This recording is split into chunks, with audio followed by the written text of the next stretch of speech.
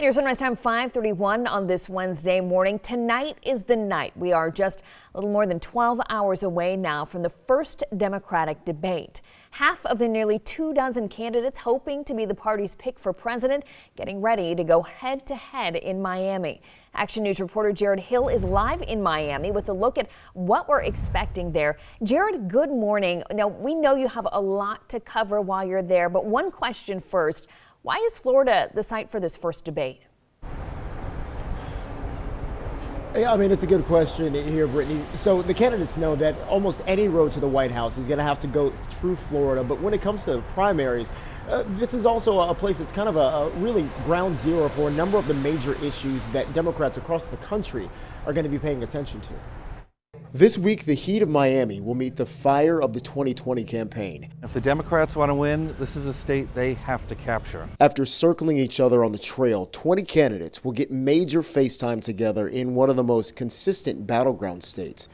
Florida is also a place some see as a microcosm of the nation. We're very diverse.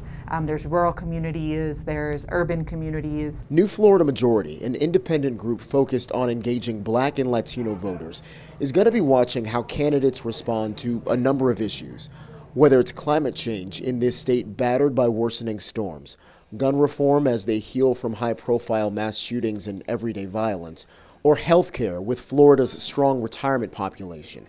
They're looking for plans and follow-through. People who are coming with bold proposals, but also have a track record. But with 10 candidates jockeying for attention during each 2-hour debate, Joseph Uzinski with the University of Miami says presenting policy likely won't be the goal. There's only a small number of people who are going to donate to these campaigns, and they need to get those people on their side right away. Meanwhile, the folks at the New Florida Majority are especially interested in how people less likely to vote will respond. Those are the voters that, if they're not feeling inspired by the candidate, are likely to stay home.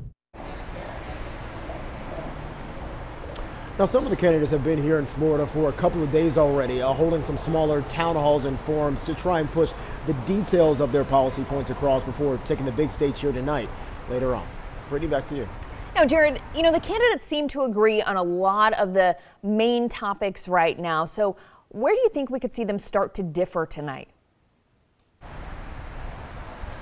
So one place that they could start to try and make a bit of a difference between each other is on the issue of health care. You know, a lot of the front runners have been pushing Medicare for all or some sort of single-payer health care system. But then you do have a couple of others who have been trying to shy away from that, preferring sort of an incremental step process.